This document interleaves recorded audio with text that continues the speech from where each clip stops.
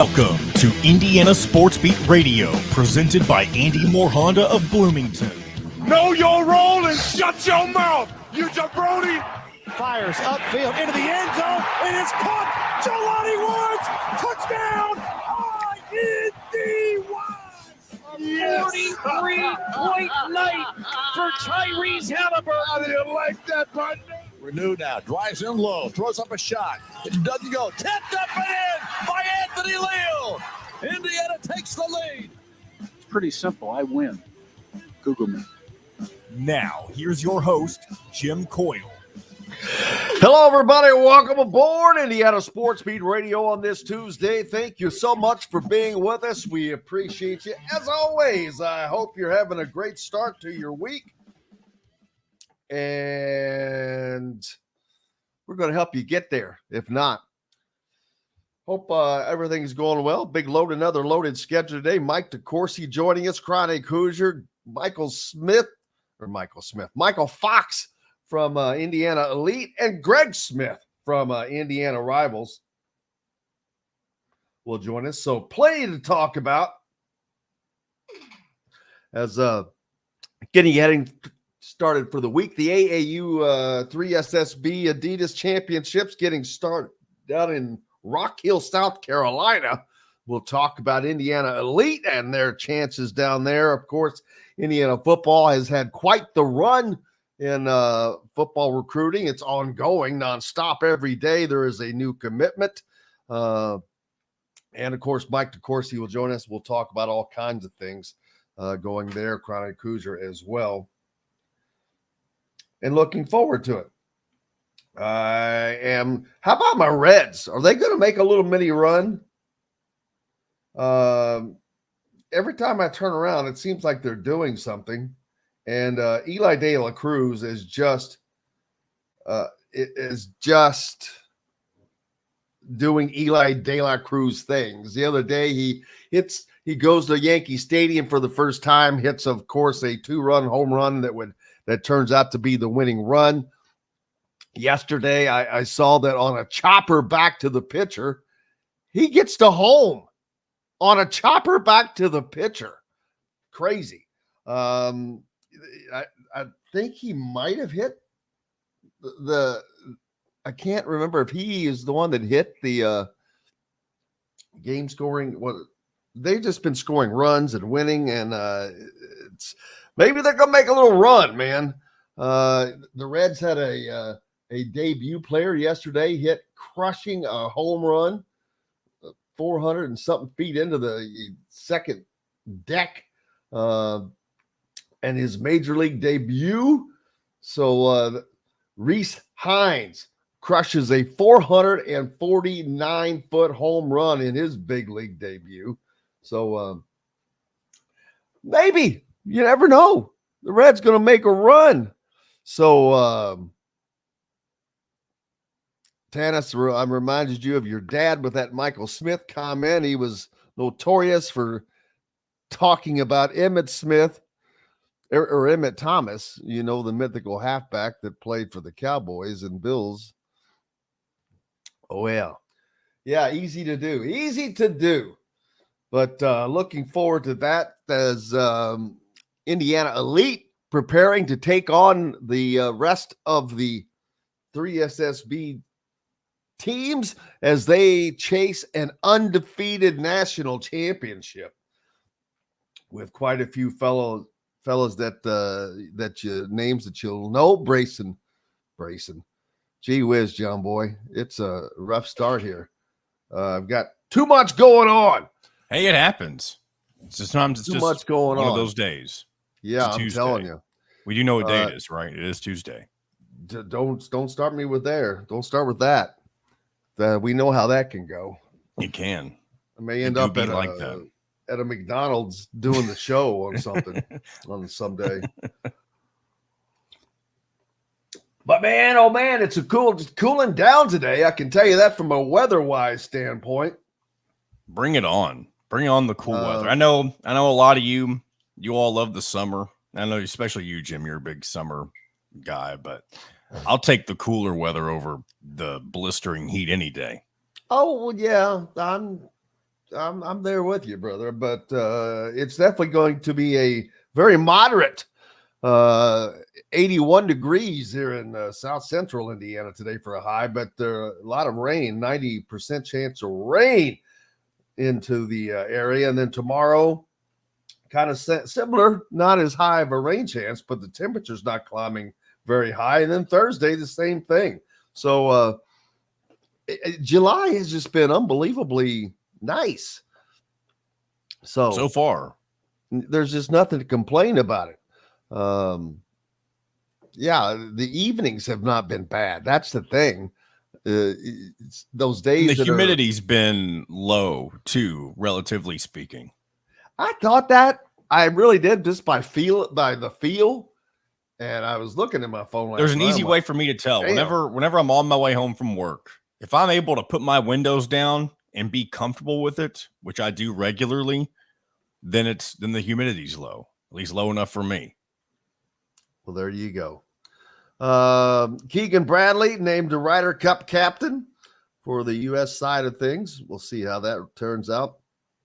Dan Hurley and UConn agree on a new contract. 6 years, $50 million. Now, don't forget, he turned the Lakers down.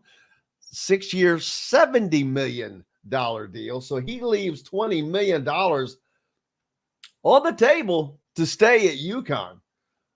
That's a huge difference, people. Huge difference. But I'm sure he's quite happy. Very, very highly paid. And he's where he wants to be. So, $20 million. Yeah, could have given it to me. I mean, that would have been nice. Little bump.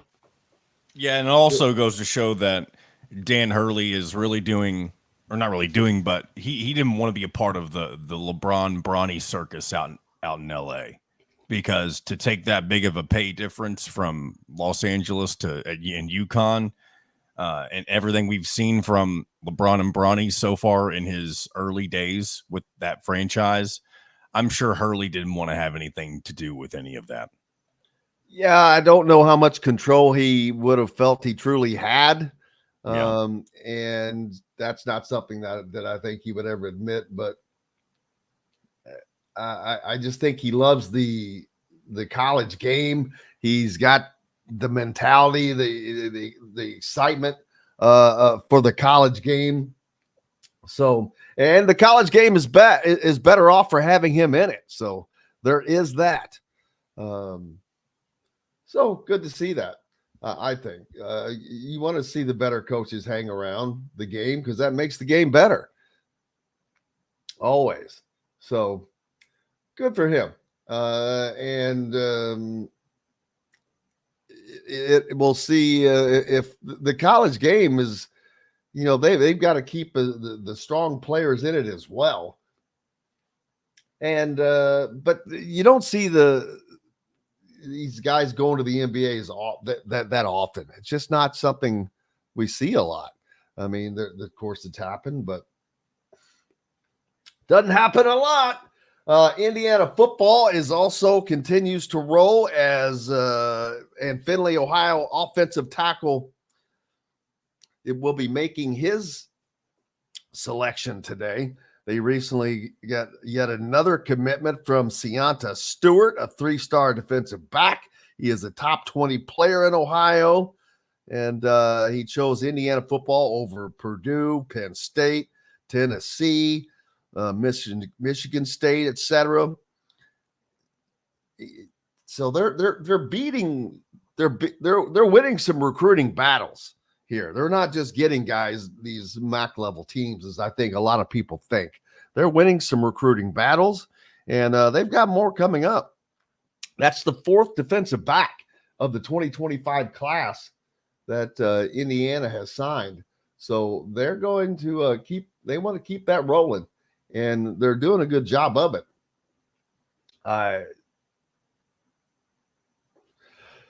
As of right now, for me, I believe. So we'll see how that continues. They've got more that they need to get.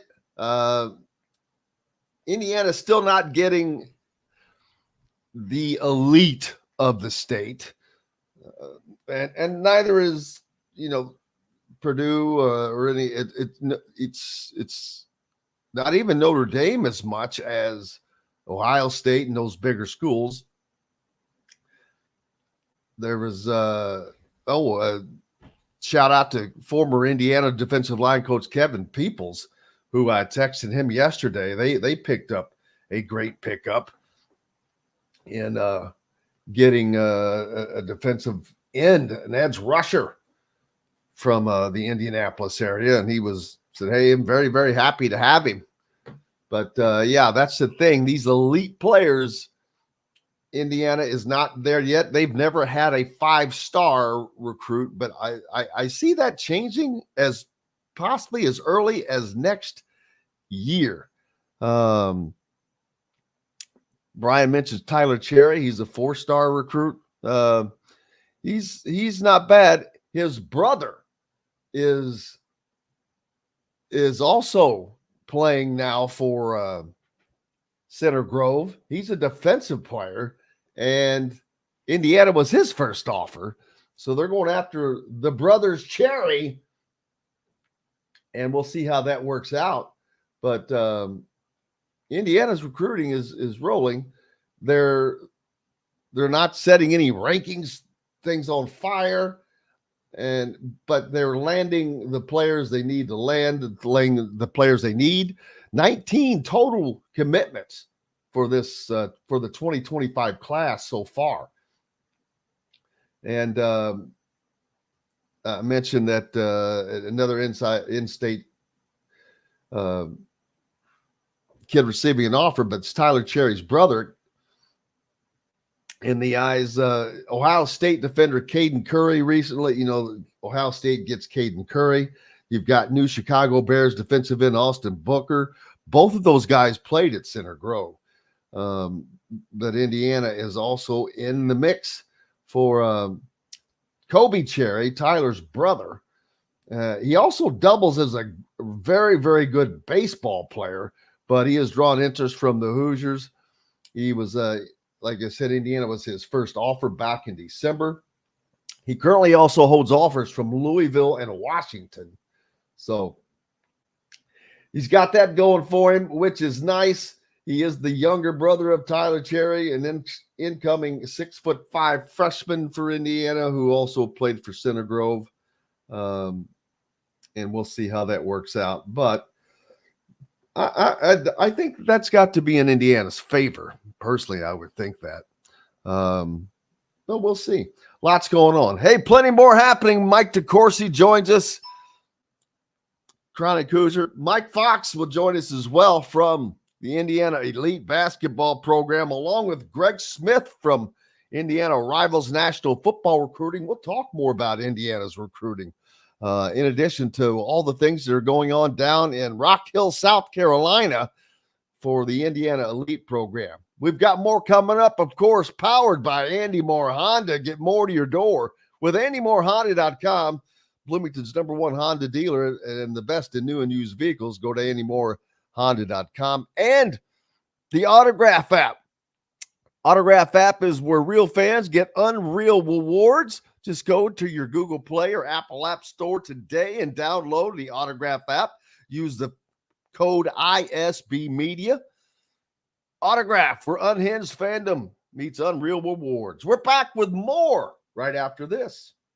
We'll be right back for more Indiana Sports Beat Radio with Jim Coyle, presented by Andy Moore Honda of Bloomington. In the market for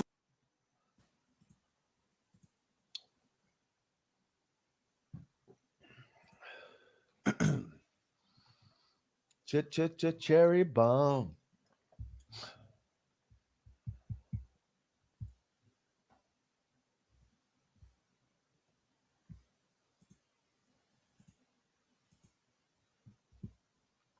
Well, Juju Lewis would be lowered because he reclassified. Surprising that he was dropped, though.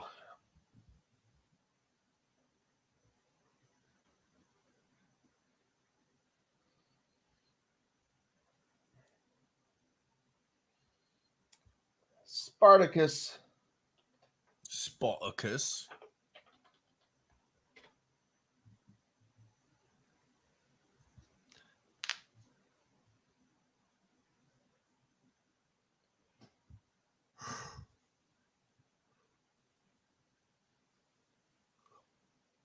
I tell you what, every week I try to get up early every day. Usually I'm successful on Mondays, and then that's usually it.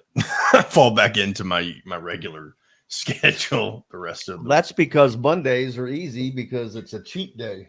Well, it's not even that, though, because I got up way earlier yesterday than I did today. And that's usually how it goes every Monday. I'm going to pull Mike in here. Oh, my. Good morning, Mike. Good morning, gentlemen. How are you, sir? I'm well, Jim. How are you? I cannot complain. Good to hear. Dustin DePirick was your way last weekend, I think. Who was? Dustin DePirick. Oh, how about that? Visiting family, I take it? Yep. Oh, yeah, I forgot he's from Pennsylvania. Oh, He's yeah. a Yenza. He's a Yenza.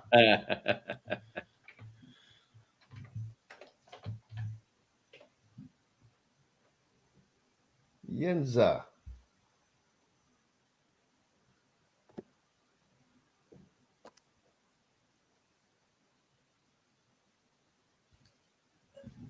Mike, somebody in the comments wants to know what you think the Steelers' record's going to be this year. It's hard for me to say without knowing how the quarterback play is going to go, but I think they have a really good chance to be exceptional. I mean, not like yeah, 2005 exceptional or whatever. I think they have a chance to be really good. Their schedule. All right, here really we go, hard. guys. And Fish House, no matter where you live. This segment is brought to you by Remax Advanced Realty, Indie Home Pros team by Cheryl Sizemore. Welcome back to Indiana Sports Beat Radio with Jim Coyle, presented by Andy Moore Honda of Bloomington. Welcome back, Indiana Sports Beat Radio on this Tuesday. Thank you so much for being with us. We appreciate you. As always, brought to you by our good friend Cheryl Sizemore and Remax Realty. For those in the market for a home in the Indianapolis area, you need Cheryl Sizemore and her 2 decades of experience. It could be the difference between getting the home you want or not. Reach out to her. Cheryl at IndyHomePros.com. Welcome aboard, Mike DeCourcy from the Sporting News and the Big Ten Network. Michael, how are you, sir? I am well, Jim, but I don't think I'm as well as Zach Edey is this morning, although he's probably still sleeping. But he's dreaming. Did you get a bonus or something overnight? No, he did 14, 15, and 5 or something like that, or 14, 15, and 6 in his summer league debut. Oh, I missed that. I did not know he was playing last night, that it started. Yes. So all the people who said his ball would not translate to professional basketball, look, that doesn't mean he's going to go out and do it in NBA games. But if you can play in the summer league style, you can play in the NBA style. So we'll see how it goes. Khalil Ware also making his debut the day before and having a great game with 26 and whatever he had. I don't quite remember, but I think it was a double-double. So both of those players, high-profile players with great debuts. But who the hell is going to stop Zach Edey in the summer league? Those guys, nobody's going to stop him. But it's going to be interesting to see how that goes further for both of those guys, how their games are able to translate. And I mean, Zach Edey is Zach Edey. He's going to be hard to slow down. And I don't know that the question of stopping him is as much, because it's going to be as tough a job as I can imagine. But going the other way, how's that going to be from a defensive standpoint with the 3-second call in the lane defensively and things like that, and having to guard guys that may be stepping out and doing that? I didn't get to see him play, obviously. So that's what's going to be, I think, the key question for him. You know, one of the things that is often misunderstood about the Moneyball concept, bringing data to the analysis of sports performance is that the whole concept of Moneyball was about exploiting inefficiencies. It wasn't about these numbers are the numbers, like they're the only numbers that matter. It was about nobody realizes the value of this. Let's go do that and make them catch up to us.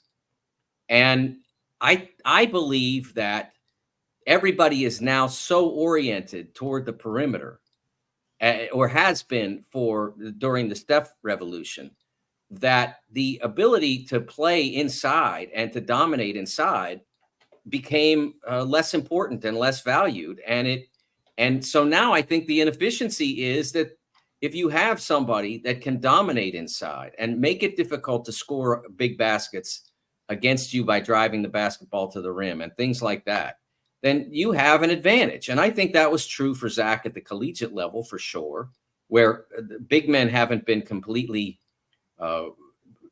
excluded or strategized out of the sport.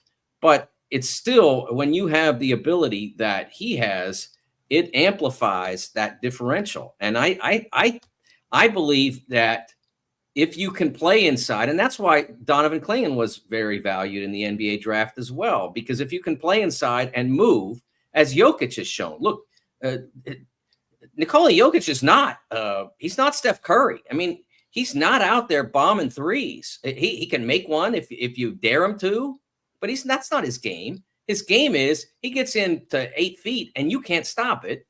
And he very rarely misses. And that's supposed to be not an efficient shot in the Steph world, but for him it is. And they won an NBA championship because he barely ever misses that shot. That face up from 8 feet, he shoots a ridiculous percentage on it. And it's a big part of why he's so good. The other part of it is because if he plays on the perimeter, he's a phenomenal passer. And Zach is a very willing passer, but he's not. There's a difference between a willing passer and a gifted passer. And there are players in the NBA, and there have been forever, that are neither, that do not want to pass the ball and aren't good at it. But he's a very willing passer, so he won't have the advantage that Jokic has in that sense. But he does have the advantage of being 7'4", difficult to deny at the rim, and a very efficient scorer when he gets in tight. So I think he can be successful. Can he be an NBA champion? Hey, there's only a few of those, so we'll see. But I think he can be successful in the NBA. There's no doubt that possibility exists right now. How good of a vision or view are we really getting? Because in essence, he's playing against guys that he beat last year. A lot of guys that are trying to find roles on NBA rosters, although there are some guys that are already on or trying to remain on there. Are we seeing a fair attempt at this, a test for not just him, but anybody that we're really looking at to move forward in the NBA? Look, if you tear up Summer League, that doesn't mean you're going to be an NBA star. The guys who they think are going to be NBA stars usually only play about 3 or 4 Summer League games, and then they shut them down. They might even play less. When Paolo Banchero played for Orlando, I think he might have played 1 game, 2 games, something like that. They said, that's enough. Come on home. We don't need you getting hurt out there. I don't know what Memphis' approach will be with Zach, but I think what the value of him playing in Summer League is to get acclimated to the way the NBA will play, which is different than college. There's no doubt it's faster because of the 24-second clock as opposed to 30. It is more oriented to the perimeter than college is. But the fact that he did so well his first time out is encouraging. I think that was my message. It's encouraging that he can play in that environment and perform really well. It doesn't mean he's going to go out against Bam Adebayo and Jokic and all those players and immediately become a superstar. That's not the issue. The issue is whether he can validate being the 9th pick in this draft, and I think he will. You have a piece out now in the Sporting News for USA Basketball.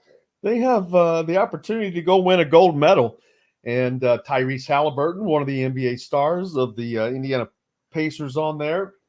And you talk about them embracing this win or fail challenge of the Olympics, because that's exactly what it is. And the USA is still kind of looked up as, if they don't win the gold medal, that is a failure. And Yes. And it should be, if on your side, if that's what you want to, you don't want to give up that throne. And they don't want to give up that throne. They don't want to be the group that kind of gives up that throne. So it's inherent upon these younger guys to understand that this is hard, because they're playing while their season is going on. They've got to take a break, not a break. Their season's over, but their season has come to a conclusion, and now they've got to add this on top of that, and which will take them deep into the summer and not give them much time off. Yeah, I really I went into the conference call with Steve Kerr and Tyrese Halliburton really wanting to write about, like, what motivates one to put one's head in that blender, because it is that there really is, there's only triumph or embarrassment. Those are the only options. There's not, well, we played great, but we got a bad call. No, I mean, no one gets a break on those kinds of things. Last summer, with a younger team, they went to the FIBA World Cup, and they finished. They lost a game to Germany. I think it was in the quarters or the semis. I mean, it became a failure. Germany had basically 2.5 NBA players, and the USA basketball entrant had 12. There was terrific players all through there, including Tyrese, including Anthony Edwards. They had some real talent on that team. It wasn't this team, but this team is also older than maybe it needs to be, by including LeBron, by including Anthony Davis. They've opted for a relatively older profile than they necessarily had to. Kevin Durant is you have Jason Tatum back, who was a hero of the 2021/20 Olympics. And so there are some terrific players there. They opted not to take Jaylen Brown, and I think that they could have been advantaged by taking Jaylen. They're pretty thin at point guard. Tyrese is one of the few that they chose to take in that position. Steph can play point guard, certainly, and LeBron can play point guard as well. But as pure points, they're pretty thin in that department. But the fact that that everybody signs up for this is pretty remarkable.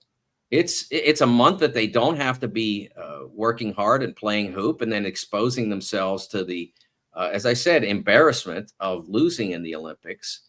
I think that's pretty admirable. So when I got to ask Tyrese about it, I loved his answer. His answer was because this is what you do. You're a competitor. You're the guys before you that you want to be. In his case, it would be like Kobe and LeBron and people like that. They did this. They signed up to do this, and they succeeded. And the guys before them, Magic and Bird and MJ, they signed up to do this, and they did this. And it goes all the way back to basically 1936, when basketball was first in the Olympic Games. And I love that he had that handle on the history and the importance of competing for this, and what it means, and what it can do for the game, and what it can do for the game here.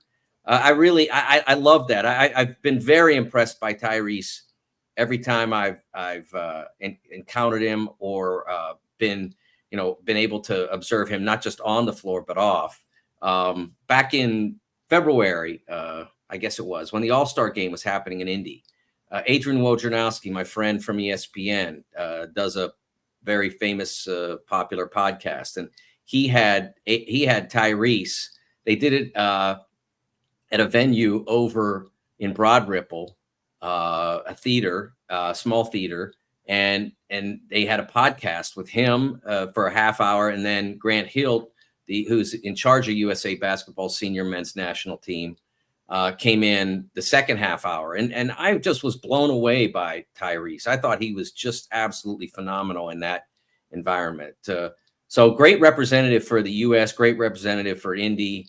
And we'll see how it goes. It's not an easy trip through the Olympic Games. It's a much tougher deal than people realize, even though not all the teams are fully populated by NBA players. I think the U.S. might be the only one. Canada might be. I'm not sure about them. But they'll play a lot of teams that have played a lot of basketball together, because those teams, they don't have like 75 options. They've got, these are our 3 NBA guys, and these are our guys who are playing well in Europe, and we got to get our NBA guys in here and see how good we can be. And so they often stay together. That Germany team, man, they just sliced and diced the U.S. defense. The U.S. couldn't guard them because they couldn't figure out their actions in a short period of time. Steve Kerr was the head coach of that team. I argued when it was over that the U.S.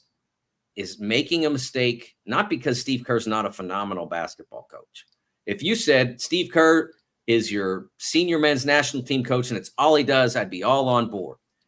But when you say, oh, do this in your spare time, I just don't think that's a great formula. I think that there should be someone who's there to do it, either a college coach who doesn't have 100 games to coach a year, or a full-time coach who doesn't have anything else to do. I suggested Jay Wright. Word got back to me later. Jay doesn't even want to coach that. So all the people, every year they drag his name in there. Jay wouldn't even want to do that, where he'd only have to coach basically 2 summers every 4 years. He doesn't even, that's what I was told by his people later on, after I said, boy, wouldn't that be sweet to have Jay Wright as your full-time, so to speak, senior national team coach. Yeah, and having all that talent that you mentioned, even with that, the pressure that is on the coach for Team USA is immense, because they don't lose, number one. And you do not want to be the guy that does that. I mean, in your column, you talk about guys that Larry Brown, one of the greatest of all time, who still carries a loss with him that he'll never get a chance to rectify. Right. That's not something he's ever going to get to change, more than likely. And it will go down in the annals of history, and it's almost not fair because of all the things that he's accomplished, but it is what it is, and it's there, and nobody wants that stain. Yeah, I mean, the 3 guys who did not win the gold medal, think about it. I mean, that's what's staggering. Hank Iba, who was the first coach ever to win consecutive NCAA championships and was one of the great innovators of defensive basketball during the 40s, 50s, 60s. And he was a phenomenal coach. But in 72, he had a lesser team than he might have for a lot of reasons. UCLA's players didn't get involved. There was some belief that they were angry that John Wooden was not named coach. So they didn't get involved. There was some political stuff. They had to take a guy from AAU and a guy from the military and this and that. So they didn't have all the best players, but they still won the gold, but they gave Russia 3 chances in the most political thing that's ever happened in sports. It would be like, let's say in the same era, ballpark, Bob Hayes is running down the track, and the people at the International Track and Field Federation decided the U.S. had won the 100-meter dash enough, and so somebody goes and stands in his lane. I mean, it'd be the same thing, is basically what happened in 72. If you've never seen the documentary, 3 Seconds to Glory or to Gold or something, gosh, it was a great documentary that HBO did. And it was a great, I can't remember the exact title, but it was something about the 3 seconds that HBO did. I wish I didn't prepare for this, but because I didn't know we were going to talk about it. But it's a great documentary because, I grew up on, I watched that game, And a lot of people who are younger don't know what happened that night. And so he gets a loss, even though they won the game. And then, of course, John Thompson, who honestly took a less offensive team and lacked point guard play to Seoul and loses to Marshall-Ennis and Sabonis, and loses to that team in '88, and they don't win gold. And then, of course, you mentioned Larry Brown. That team loses in the semifinals and ends up with just a bronze. They're three of the greatest coaches of all time, and they have that stain. And I think I'd rather be in the company of the people who won it, Chuck Daly and all the rest, Mike Krzyzewski on multiple occasions. I think I'd rather be in their company, even though the list of names that you'd be with, if you're Steve Kerr and you lost this gold, the list of names you'd be with is pretty esteemed. Yeah. It also 1972, it just a horrible year for the Olympics in Munich. Period. It was just a year of all kinds of things with the terrorist taking the lives of nine Israeli Olympians? 11. It was 11. Yeah. 11. So yeah, just like I said, those Olympics took place in Munich. It's always, that's the one thing about international competition, man. There is never a guarantee of, it's just wild. Whether it's the World Cup, some things you used to watch, it's getting much, much better. But boy, there for a while, international play was like the Pirates of the Caribbean. Yeah, it's interesting because we still remember that game, and it was after the tragedy. When you talk about it in that context, you're like, well, it's just a game. But obviously, what happened with the Israeli athletes was the greatest tragedy, and probably in sports history. I'm not sure there's anything that even compares to it. I'm sure there's been some of the issues. If you think about the fan issues in Hillsborough, Heysel, some of the other fan things that have happened around soccer matches around the world. Those kinds of things, maybe put in that category. But Munich, I remember what happened in Munich with the Israeli athletes extremely well, and it was a terrible thing. There are also some films that have documented that are excellent, and you should watch because the 1972 Olympics were, in a lot of different ways, some of the seminal sports moments of my lifetime because of what happened, in those couple of weeks that the games were in Munich.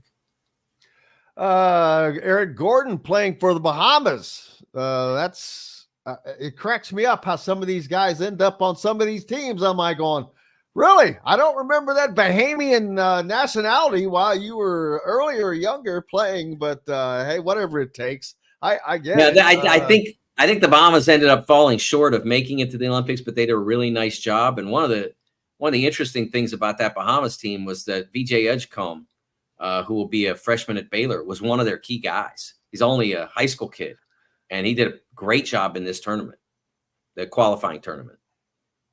We've got to take a break. The great Mike DeCourcy from the Sporting News and Big Ten Network with us. We'll be back with more, brought to you by the Rusty Gator down in Bedford, Indiana, that has live music where oceanic flavors meet their southern charm. Nestled in the heart of Bedford, our seafood restaurant is a haven for those who crave the freshest catches of the sea in a laid-back, inviting atmosphere. They've got live music coming up, as you can see, with all of these tribute bands coming up, man. Bon Jovi, Taylor Swift, Thunderstruck of AC/DC, No Fences, and Billy Joel and Elton John. Lots more coming up with Mike DeCourcy right after this.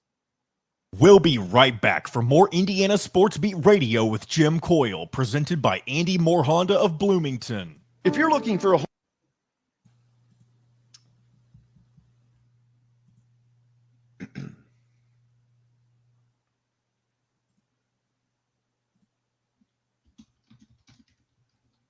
Yeah, the movie is called 3 Seconds from Gold, but if you look it up, it's like, it's written out like :03 from gold. It was done in 1972 on the 30th anniversary, and it's really excellent. I will look that up. One of the great films they did on HBO. HBO obviously has done some terrific sports docs over the years. That was one of their better ones.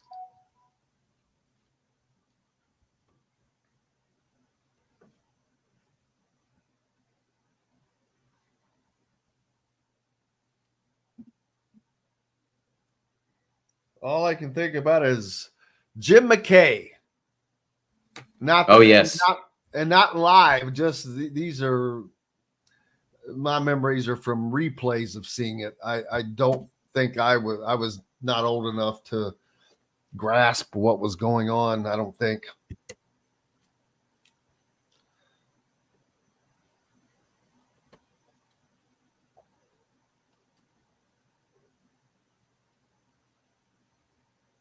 Yeah, I'm sure you weren't, because I was just getting into. I know you're younger than me, and I was just old enough to understand what was happening. The funny thing is, I do remember watching Secretariat run the Belmont. Yeah, I remember that as plain as day on this black and white TV. Maybe it's because of all the replays over the history of life, but I remember watching that. Right.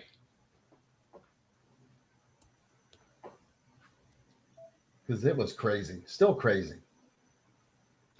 Yeah. That's still mesmerizing.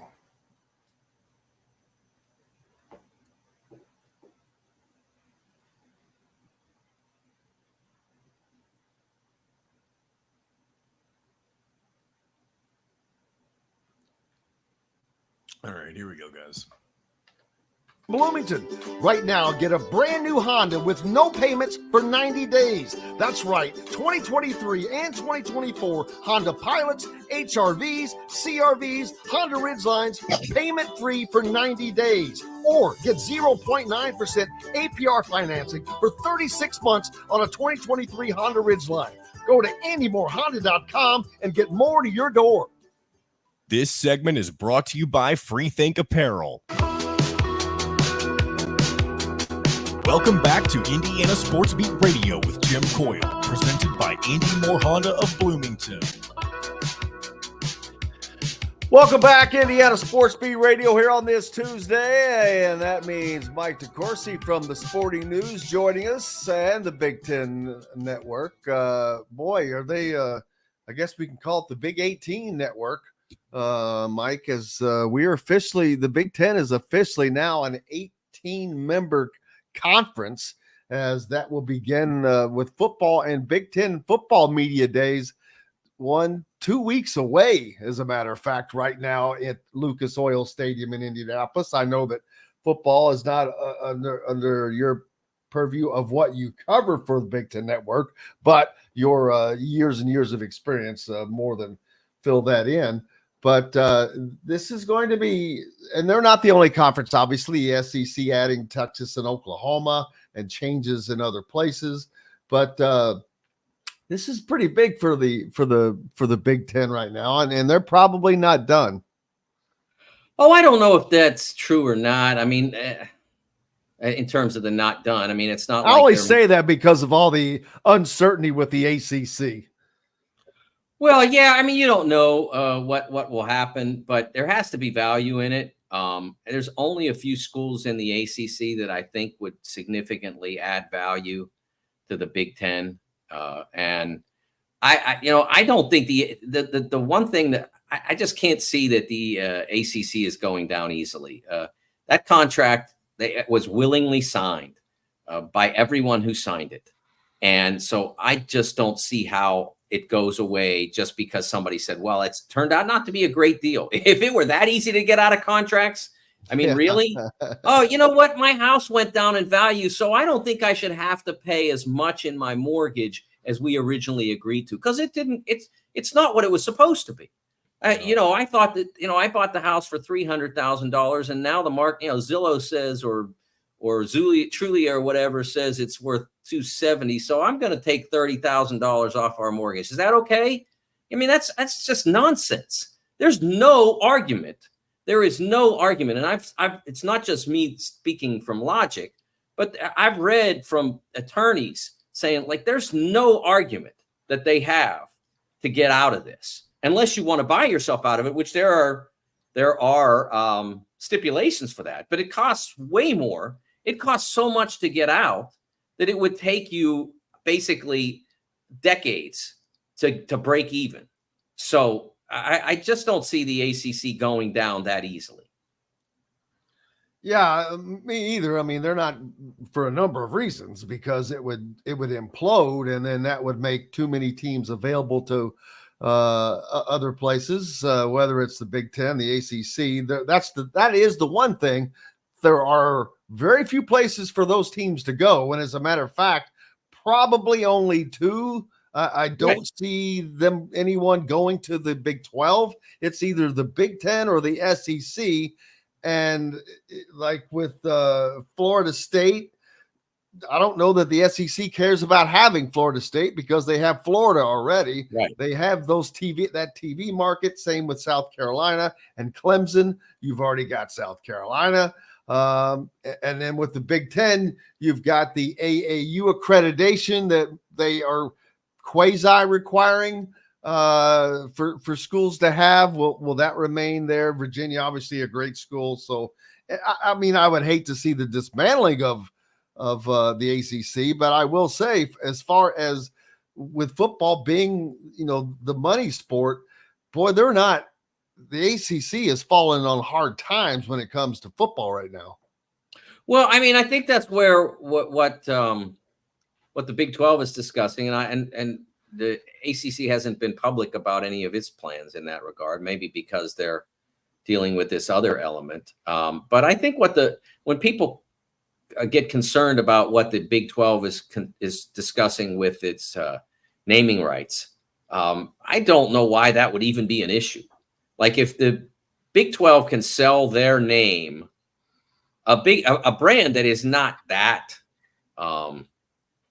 it's not that entrenched. If they can sell that name for almost as much money as enough money that they can close the gap, if not completely eliminate it, close the gap significantly between themselves, the Big Ten, and the SEC financially, why wouldn't you do it? The private equity step is a totally different deal, but the naming rights thing, all it does is change your name. Whatever. I mean, if you could significantly close the gap on the others by doing that, I don't see how you wouldn't do it like tomorrow. And I don't know whether the ACC has any plans in that regard or not.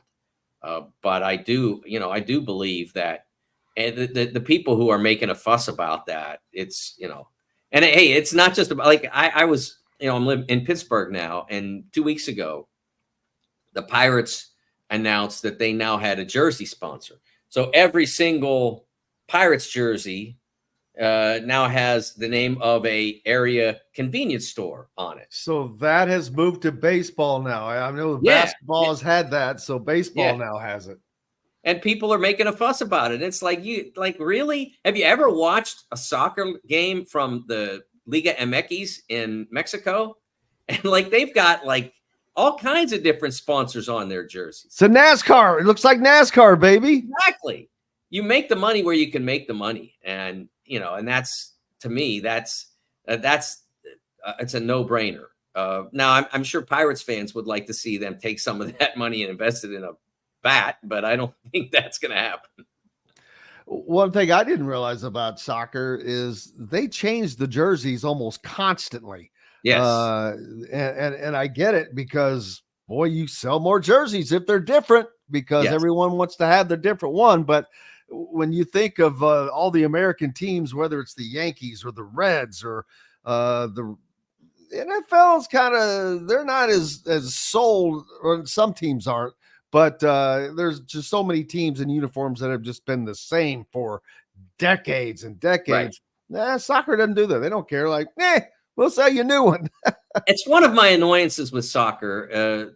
I believe that you should be able to turn on a television and if you're a fan of the sport, immediately know who you're watching. And that's not the case in soccer at all. Like Liverpool, their traditional jersey, they will change it from year to year, their home jersey. They'll change nuances about it. Collar, no collar, V-neck, crew neck, whatever. Slight color changes, slight differentiations in how it the shoulders are designed or whatever. But if they're playing at home, you turn on the television, they're wearing red, you know it's them. But there are a lot like there are teams, but if they go on the road, they might be wearing green, and it's like, how I don't know who that is. It drives me crazy. In the NFL, you turn on a game, you know in 3 seconds who's playing. Unless it's one of the games where they're doing their third jersey thing, and I think that's usually only one game a year, the throwback thing. You know immediately who's playing. There's no doubt. And I like that about the NFL. I like that about the NBA, that they don't make a lot of significant changes in their gear.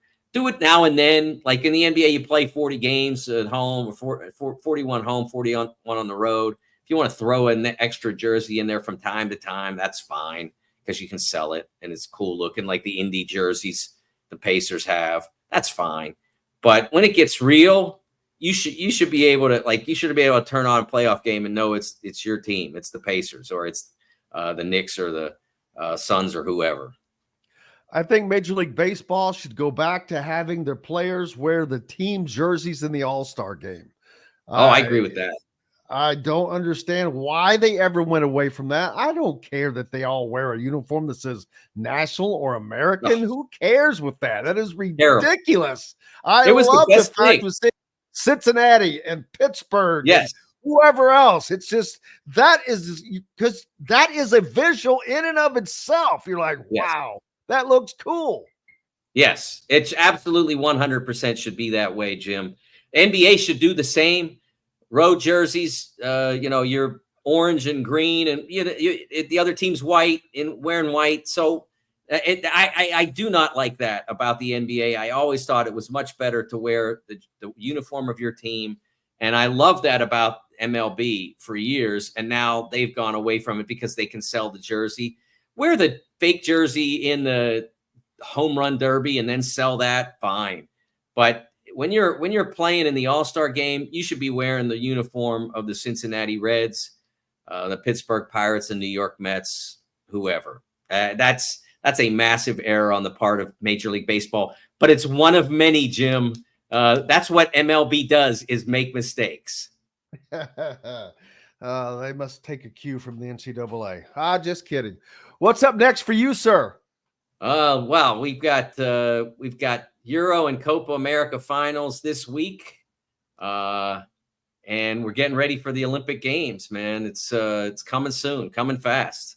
Looking forward to it. What is the start date? What is the start date for the Olympics? I believe the opening ceremonies are on the 26th. Okay, so we've got a couple of weeks. But the actual the competition starts earlier than that. I know soccer, for one, they have games ahead because in order to get the rest they need, they usually play one game before opening ceremonies. So I think we'll see the men and women for the U.S. soccer play either Wednesday or Thursday of that week. I don't have the dates on because they just are finalizing the schedule for that. But it'll be a couple of weeks, man. We'll have Olympic Games to talk about. Well, and next week we will have the 3SSB Adidas Championship to talk about. Indiana Elite off in Rock Hill, South Carolina right now, as they will be playing in that this week. And we'll see what they can get done as well. Michael DeCourcy, thank you, sir. I appreciate you. Thanks, Jim. Absolutely. Thank you. Make sure you're giving Mike a follow and getting his content at The Sporting News. We've got lots more coming up here on Indiana Sports Beat Radio, brought to you by Free Think Apparel and Promotions. Whether it's 20 T-shirts you need for the family reunion or 2 dozen for this upcoming softball or recreational baseball league. Free Think Apparel meets your printing needs. Their team of industry experts work with you to design a professional-looking sales-generating web store for your custom-designed apparel or promotional merchandise. Whether it's a large corporation, small business, high school sports team, or a national account, Free Think Apparel delivers no matter where you are. Visit freethinkapparel.com today and get printing. We're back with more, including Chronic Hoosier, after this. We'll be right back for more Indiana Sports Beat Radio with Jim Coyle, presented by Andy Moore Honda of Bloomington. In the market. All right. Dun, dun, dun, dun, dun, dun, dun.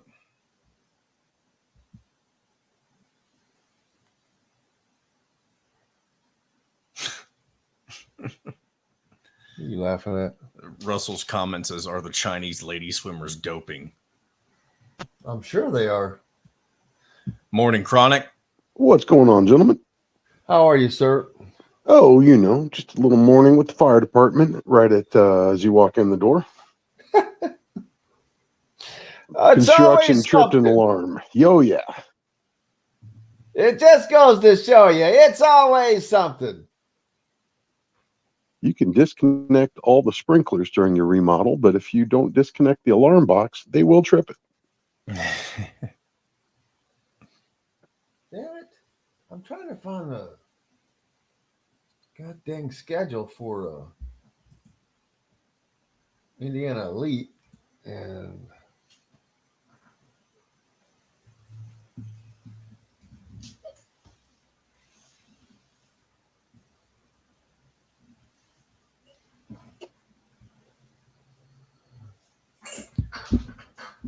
three SSB.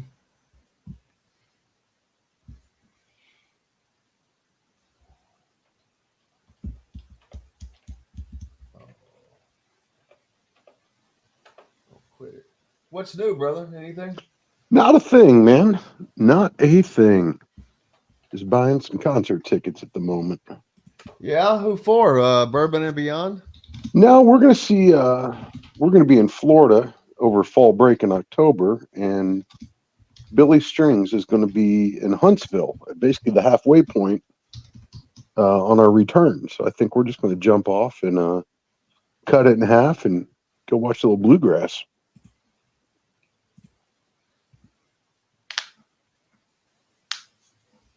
All right, here we go. I found it.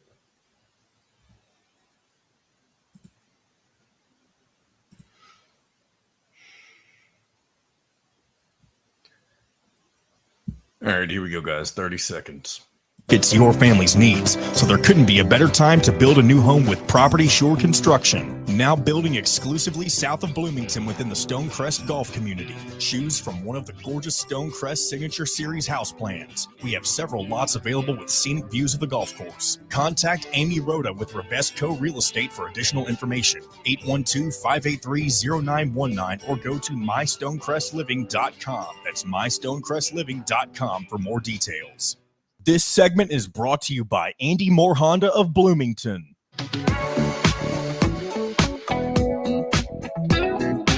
Welcome back to Indiana Sports Beat Radio with Jim Coyle, presented by Andy Moore Honda of Bloomington. Welcome back, Indiana Sports Beat Radio here on this Tuesday, brought to you by our good friends at Andy Moore Honda. Get more to your door with AndyMooreHonda.com and Hoosier Hanks East, located over off of College Mall Road. Great place to stop in and catch the game. Joined now by Chronic Hoosier. How is it going, sir? Could not be better. Thanks for having me back. Always a pleasure. It's kind of we're about to end the slow time of summer. We're 2 weeks away from Big Ten football media days. Indiana football has been slowly, or I shouldn't say slowly, steadily pulling in new commitments, about one a day. And it has literally been almost one a day over the last couple of weeks. They currently have 19 commitments. Someone is committing today. As a matter of fact, also, I think Indiana's probably in a good spot for that. We'll see. But 19 commitments, that's a healthy number. No, that's huge. It's absolutely huge, and it's exactly what you want to see from a new staff. I mean, we've said it since the jump. There is a very clearly defined and executed plan in place. Um, the staff seems to know exactly what type of dudes they're looking for, and they seem to be pretty effective at closing the deal when they get the kids in front of them. Yeah, and that's huge. Indiana's recruiting has been very, very solid. It is not going to knock anyone's socks off as far as ranking against some of the bigger programs, but it seems like Kurt Signetti and crew are getting the guys they want for the most part. There's been some that they've lost right now. They lost the Burris kid to Louisville. And someone else. Oh yeah. Well, everyone lost his kid to LSU. He was headed elsewhere anyway. But I talked earlier about that's the thing, Chronic, and it'll take a year. But Indiana has yet to ever land a 5-star, and that's just a threshold they have not been able to cross yet. But I think that changes sooner rather than later. It's going to take a year of proving it on the field, I think, for this staff is to prove this to the ultimate big-time recruits that this is for real.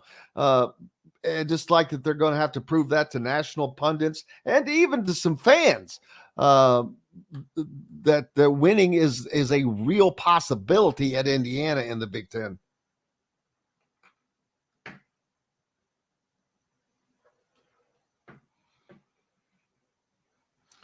I think we lost Chronic there for a second.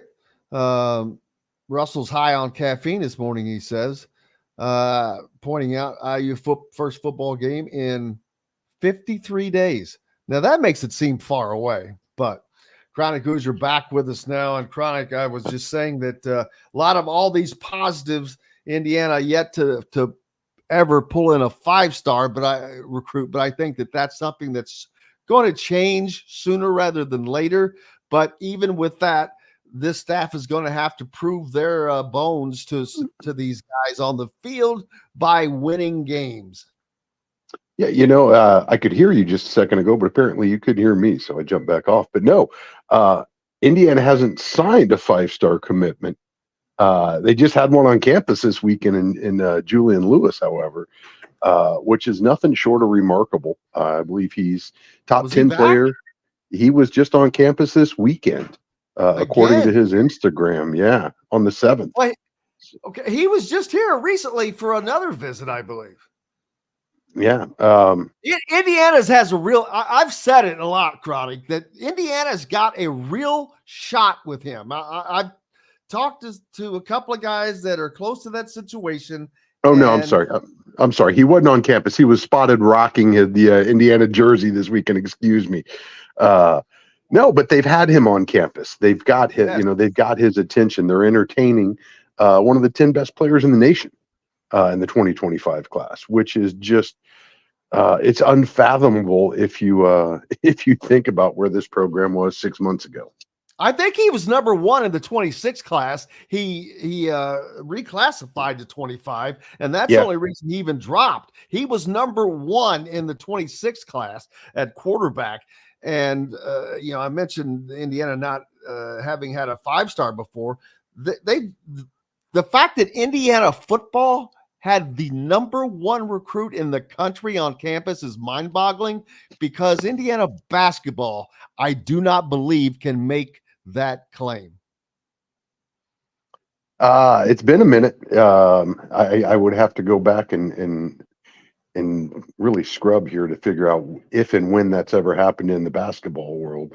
But to see this staff being able to at least get the attention is, like I said, it's nothing short of remarkable, honestly. Apparently the kids do know how to Google Coach Signetti because they're paying attention. And I think you're probably correct. At some point, you've got to put down the tape, backs up the pitch that you've made.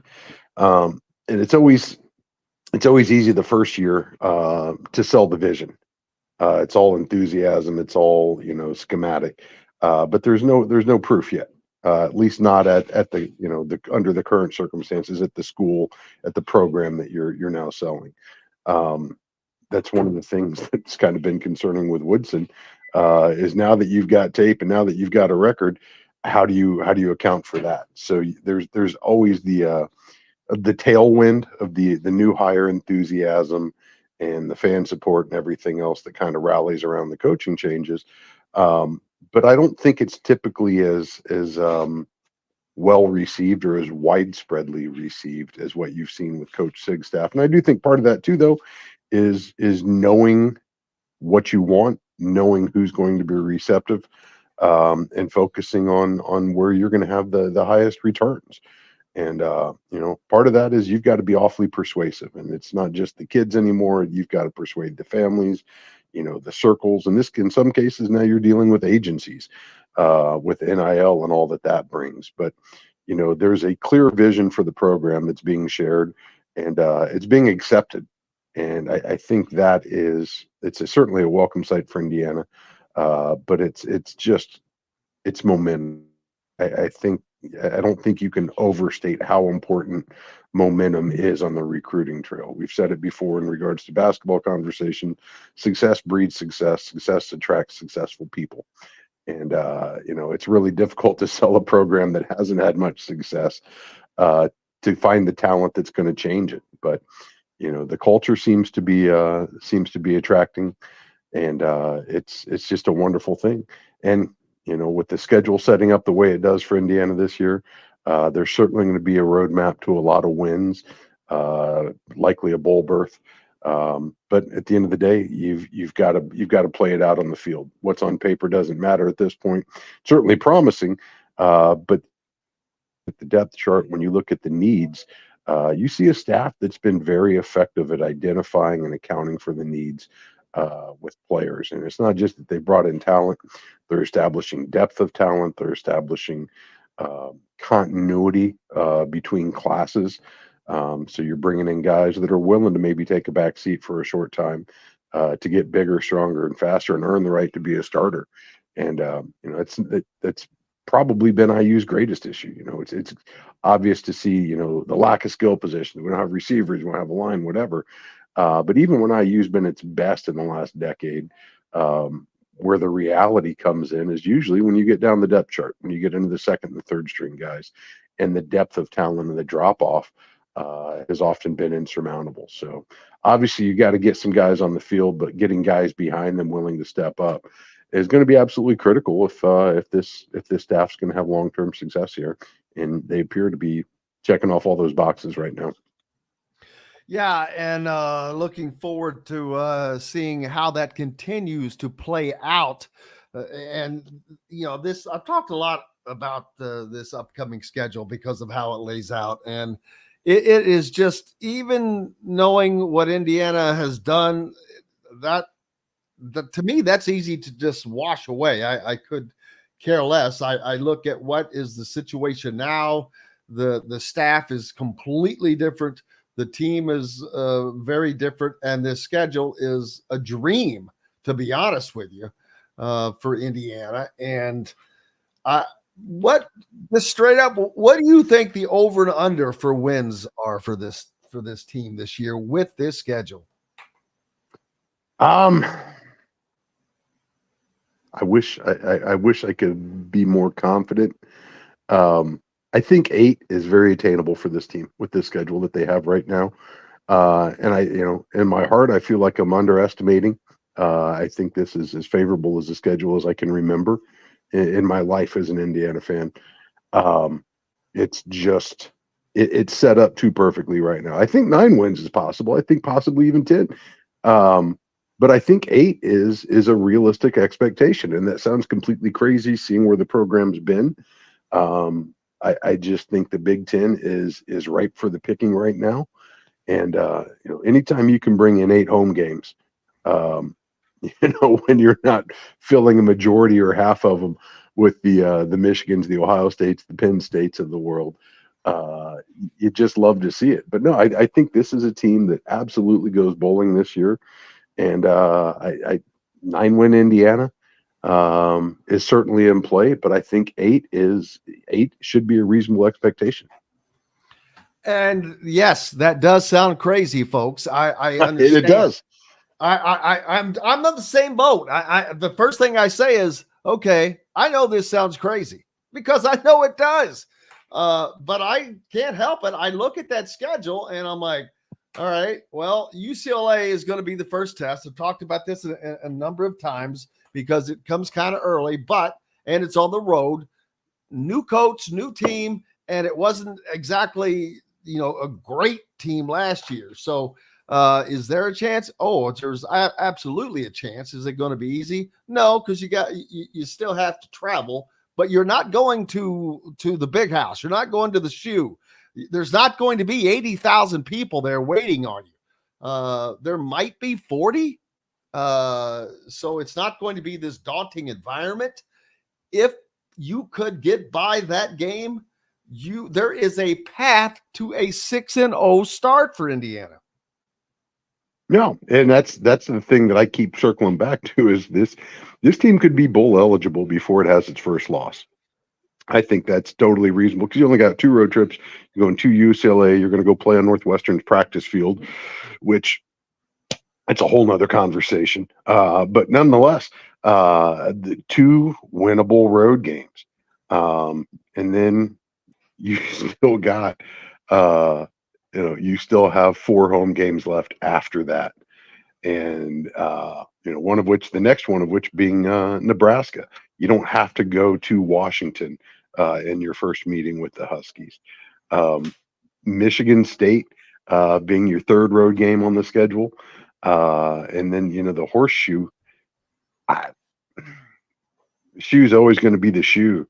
But there is no reason that Indiana could not potentially be 3-1 on the road this season as well, which is, again, we're talking crazy here. Fortunately, my doctor's, if he's listening, he can come check me out or have me checked in. But it's just the way the cards lay out this year. Obviously they have to meet the expectations, and obviously, admittedly, my expectations are extraordinarily high. But I'm all in on the SIG train, man. And the more I'm out and about talking to guys on the team, on the staff, it just very much you get the sense that the energy is contagious, the professionalism, and I'm in no slam whatsoever on the prior staff, but it's just such a welcome change to go from talk about loving each other to just openly and just coldly embracing violence in the way that violence is leveraged in the game of football.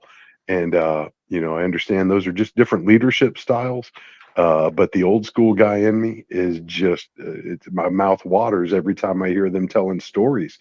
Sig isn't here to make a lot of friends. He's here to win football games, and he's going to ask a bunch of young men to go out there and perform a job. Each one of them individually has their jobs, and they're being held accountable for performing their jobs. And they're developing people in line to take those jobs if the performance isn't on par with the expectation. And again, it's just music to this Hoosiers' ears when you hear the guys talk about it. But when you see the confidence, and I know everybody's confident in the offseason, everybody's undefeated in the offseason. This is a different level. And I've been around this town for a long time. I've been in close proximity to the department for quite a long time. And I will say 100% there's a different energy around the Indiana football program right now. And it's refreshing to say the least. Chronic Hoosier, appreciate you, brother, as always. Guys, we'll catch you next week.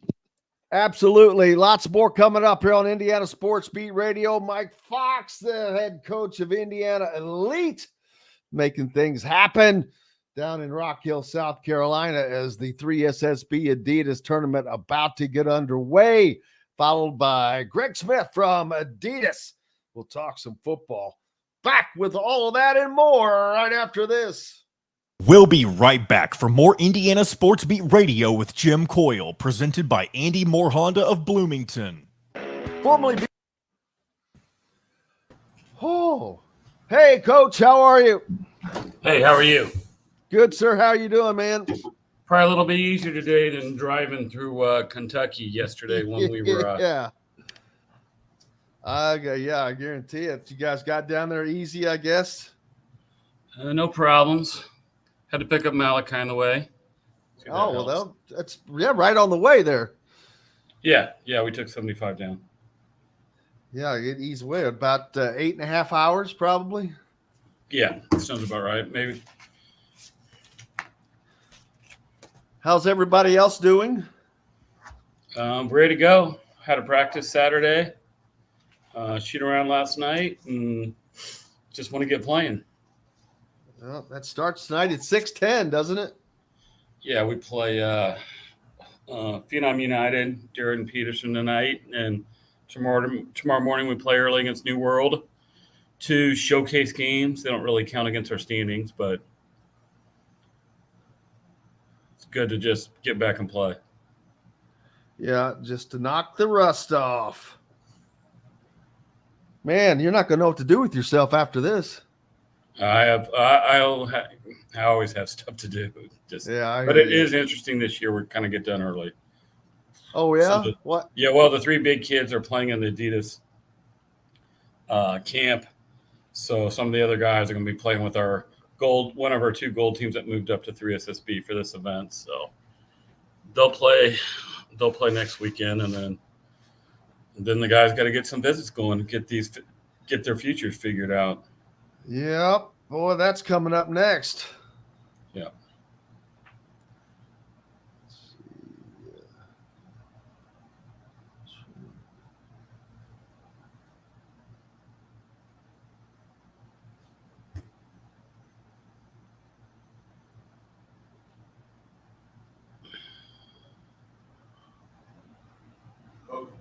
Right there. Close the door, lock the door for me. How many games is the tournament, the real games, once it starts? I think it's a 32-teamer, so I think it's 5 games to win it all. Wednesday, Thursday, Friday, 2, Saturday, Sunday. It might be 64. All right, here we go, guys. 20 seconds. 2023 and 2024 Honda Pilots, HRVs, CRVs, Honda Ridgelines, payment free for 90 days. Or get 0.9% APR financing for 36 months on a 2023 Honda Ridgeline. Go to anymorehonda.com and get more to your door. This segment is brought to you by the Fresh Fork in Bloomington. Welcome back to Indiana Sports Beat Radio with Jim Coyle, presented by Andy Moore Honda of Bloomington. Hey, welcome back on this Tuesday. Thank you so much for being with us. We appreciate you, and we're very, very fortunate to have Coach Michael Fox from Indiana Elite with us from the Adidas 3 SSB team that is undefeated and in Rock Hill, South Carolina, chasing a championship undefeated. First of all, Coach, thanks for joining us. Yeah, don't jinx me there on that undefeated stuff. We don't talk about that too much. We just play. I hear you, man. Well, unfortunately, there's a big 0 next to your name, man. You guys have had a heck of a season. Most wins have come, I don't want to say with ease. Nothing is easy, but there were some close ones as well. Without those, I'm sure that would not be as fun to be where you are because you want to be tested. But there's no doubt you guys are going to be tested this weekend. This is the best of the best. Yeah, we struggled early just trying to, get everybody playing together. I mean, we were still able to win games, but we really took off in Birmingham, really played well that weekend. And, we've had 3 great weekends of play. And now we probably got a little target on our backs now. We play tonight against Phenom United, Darren Peterson. We played and beat them soundly in Birmingham. So I know Darren and Malachi have already been texting and talking back and forth a little bit. So they'll be in rare form tonight. And then tomorrow we play New World, who probably gave us our best game and maybe the best team we played so far in our last game when we were in Texas. So we've got 2 showcase games tonight and tomorrow morning, and then it really gets started on Wednesday afternoon when we play in the bracket play for try to win the whole 3 SSB championship. And we talk about a lot of, of course, a lot of talk about Braylon Mullins and Trent Sisley and Malachi. But you guys are so deep. You have so much talent. Mark Zachary, who is going to be a college and potential NFL football player, could be playing college basketball point guard at Notre Dame if he wants to. Maybe he's a pretty daggone good player. Does great defensively for Des Briscoe for you. You guys have so much talent in different positions. Yeah, it's really been kind of my best group as far as pieces fitting together. The key was who you mentioned first, Mark Zachary. Mark contacted us, wanted to play with us, and he's made a huge difference for us. And he's the best kid, best family. Just can't say enough good things about Mark. When we were playing in Texas, he had already basically committed to Notre Dame. And he says to me, Coach, let Luke Ertl start. He needs the offers. He needs opportunity. I'll be happy coming off the bench. I'll do my thing. And he's been wonderful for us. I do believe Mark's going to play, is going to walk on for basketball after the football season at Notre Dame. Coach Shrewsbury's son played for us a couple years ago. Really the first weekend Mark played with us, I called Shrews and said, hey, he goes, I already know, Fox. I already know. So he's been well aware of Mark Zachary's talents for a while now. Well, I've said a lot every time we're talking about Indiana Elite. I'm like, I'm going to be shocked if Mark Zachary is not playing college ball next year because he's too good not to. He's a lockdown defender, man. He's a really good defender, and I think his best skill is just passing the ball, and he's so quick and athletic. But you can be quick and athletic all day long, but it's what you do with the ball. And he's able to find guys and make passes that not a lot of people are able to do. I remember his first weekend playing with us, he comes in off the bench, and we were down 11-3 to start the game, and we were up 17-11 when he went out of the game. So you're probably asking why did I take him out, period. But he was just unbelievable, and he's been that way ever since. And you've got a lot of other talent, like I said, Braylon and Trent and Malachi and Des. But each one of these guys is different. That is another thing that makes your team so tough. You've got a shooting guard in Braylon Mullins who has really come into his own. Trent Sisley, his game has improved as this summer has gone, and Malachi. How do you meld all of that talent together? Because that is a difficult thing, bringing together, in essence, an all-star team. First, they're great kids, I think, and they have buy-in. I mean, you can have all the talent in the world, but you got guys that buy in, they play hard. I mean, we kind of have simple mantras: share the ball, play hard, rebound the ball, just simple mantras and they do it. You can say it all day, but those kids have buy-in and do it.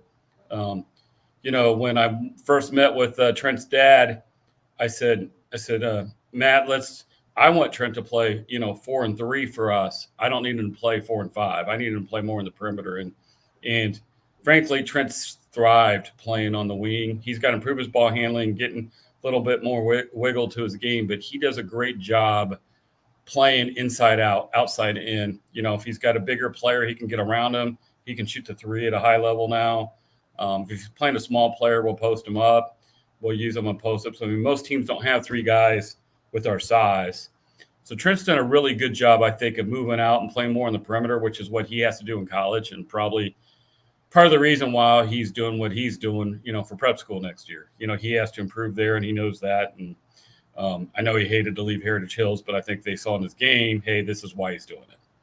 Yeah, we've talked about that a lot, and I've said it time and time again. I go, anybody that doesn't understand this does not understand that he is just trying to improve his game, his future, because he was just getting put and forced to play the 5 and getting double and triple teamed at times, and that's just not working. It doesn't do anything for him. But at Montverde, that will not be the case. It'll be similar to what it is now, having the talent around him that he does and be able to do the things that he's going to be doing in college and at a different level. But his game has picked up. Every one of these guys, their games have really gotten better over the course of this summer. Yeah, another kid that I've really been pleased with his effort and intensity is Des Briscoe. I call him Go Gadget Arms. He's such a good rebounder. He's a good shot blocker. And to Des's credit, he does all the little things he helped to do to win. You know, he's sacrificed his game to be on this team. I mean, he could go play on a different team, you know, average 18, 20 points a game, and he just does whatever it takes to win. You know, Des Briscoe, he's got some quality offers, plays at a good program at Addicts, and he's really, you know, bought into what we're doing. You know, and those are the guys, you know, everybody likes to talk about, you know, Trent, Malachi, Braylon, and they're great. They're good kids. They're going to have great opportunities in college. But it's really those other guys in our squad that have really made us go. You know, I just mentioned Dez, talked a little bit before about Mark. Luke Earl from Mount Vernon, you know, will be a high-level college basketball player. He got his Butler offer. I know he's got interest from other high majors. Luke knows how to score, knows how to play the game. He's got toughness. Great offensive rebounder for a guard. And when you need a tough bucket, you need somebody with just that toughness. He's the guy to go get it. And then McGuire Mitchell from Zionsville, 6'6" wing. He still doesn't have a Division I offer. I know several are coming soon.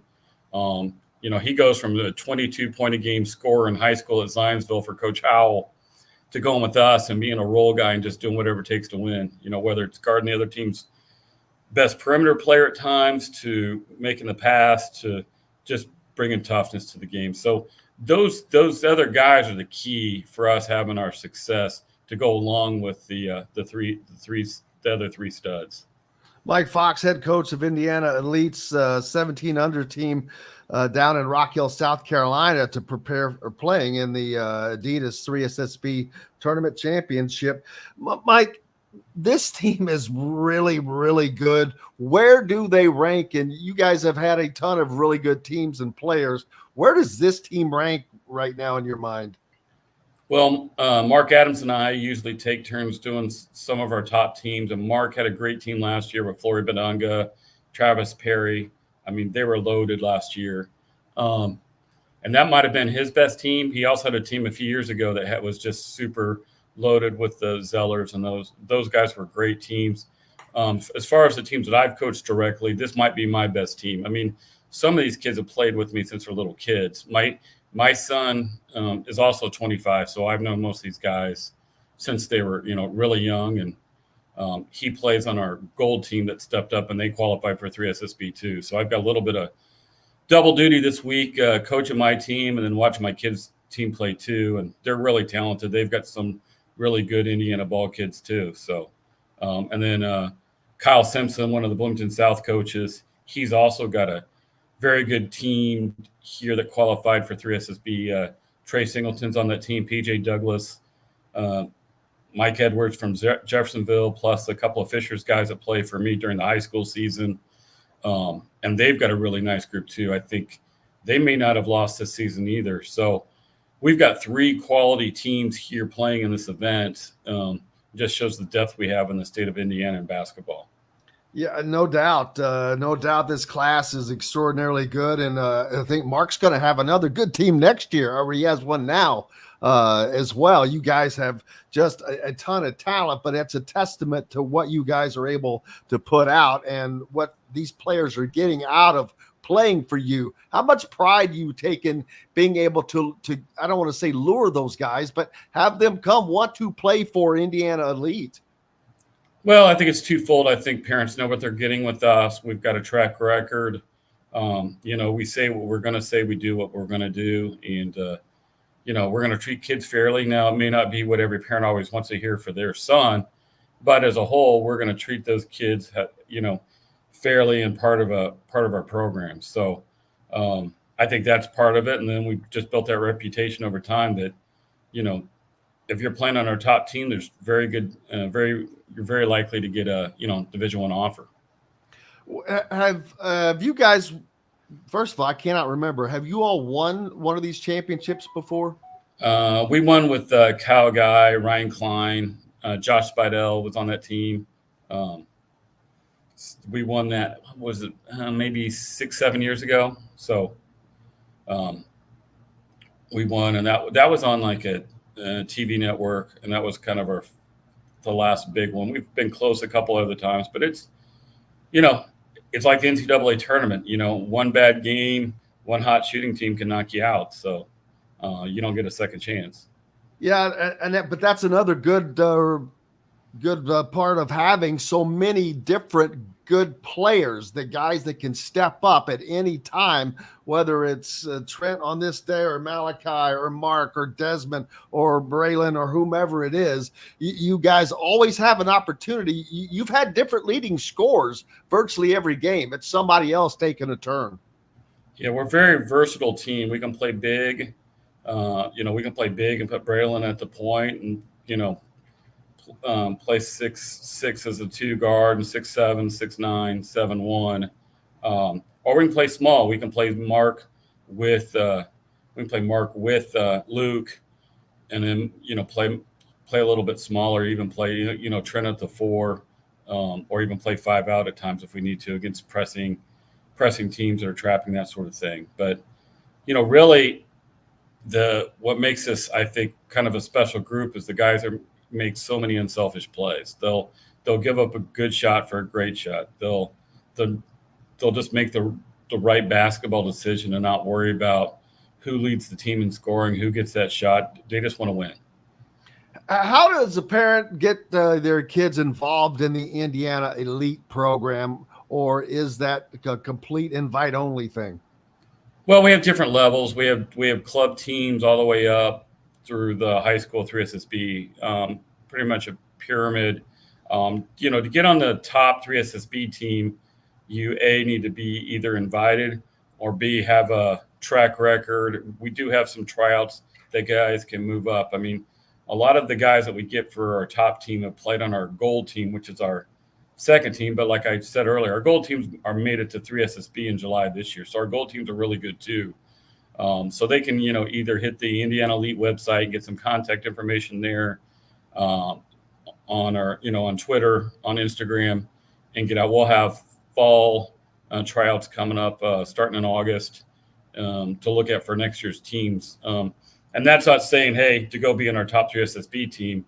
We keep a guy out and we look at guys from Indiana, Kentucky, Ohio, even Michigan, Illinois, the surrounding states. So we're looking at guys, we're finding guys. Usually we have a good track record with the high school coaches, especially in Indiana, several in Kentucky and Cincinnati, that they want their kids playing our program. So they'll reach out to us and, tell us about the next guy coming up, that we think may have a shot. So then it's about fit and, that you play the way we want to play. No doubt. What the best AAU program around. Coach Fox, we wish you the best of luck and hope you can pull in an undefeated national championship. We just want to win today and maybe win tomorrow. I'm not looking too far ahead yet, one game at a time. But I appreciate your time. Absolutely. I appreciate you. We'll be following you and keeping everybody up to date on things that are going on down in Rock Hill. Good luck, Coach. We really appreciate you taking the time. Thank you. Thank you. Coach Michael Fox from the Indiana Elite Basketball Program. They are down in Rock Hill, South Carolina, going for a 3SSB championship. We've got more coming up with Mr. Smith from Indiana, or not Indiana, but from Rivals National Football. Greg Smith will join us to talk about the recruiting happening right after this, brought to you by the Fresh Fork. We'll be right back for more Indiana Sports Beat Radio with Jim Coyle, presented by Andy Moore Honda of Bloomington. In the market. Thank you, Coach. I appreciate you, sir. Good luck, brother. We'll be checking in. I'll keep track of everything that's going on. All right. Thank you. Thank you, Coach. Hey, Greg. How are you, brother? Hey, good, man. How are you? Good. You look like you're in the studio, bro. Yeah, I'm trying. We're upgrading over here. Looks nice. Are you in Chicago? I can't remember. No, I am from Chicago, but I'm in Omaha, Nebraska. Okay. Oh, yeah. So close. Yeah. Omaha. That's right. Plenty of steaks, man. Get plenty of steaks. I had steaks last night. See, so did I, but I had to make mine. Yeah.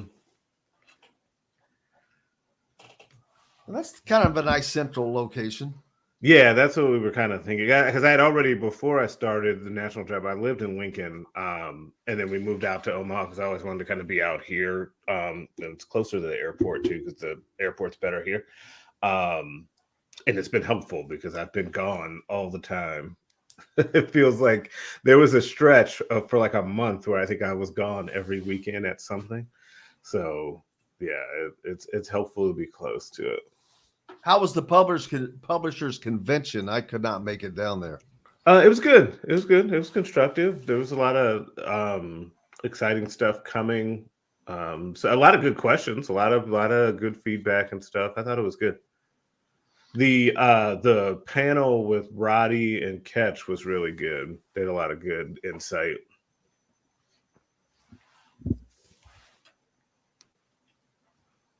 Oh, just to prepare you. All right. So Juju Lewis, everything that I'm hearing from people that are close on the Indiana side think that they are part of the final two. Okay. And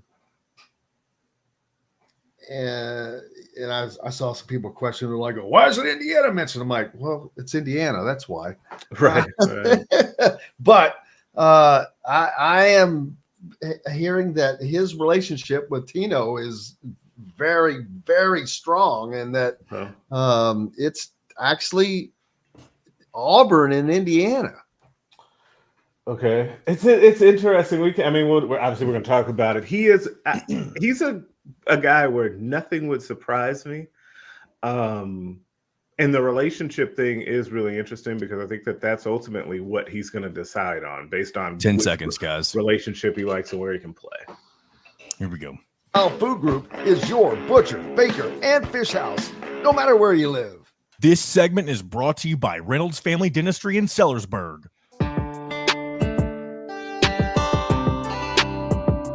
Welcome back to Indiana Sports Beat Radio with Jim Coyle, presented by Andy Moore Honda of Bloomington. Hey, welcome back, Indiana Sports Beat Radio on this Tuesday. Thank you so much for being with us. Brought to you by our good friends down at Reynolds Family Dentistry in Sellersburg, keeping that championship smile. Go see Dr. J. Joined now by our good friend Greg Smith from Rivals National Football Recruiting.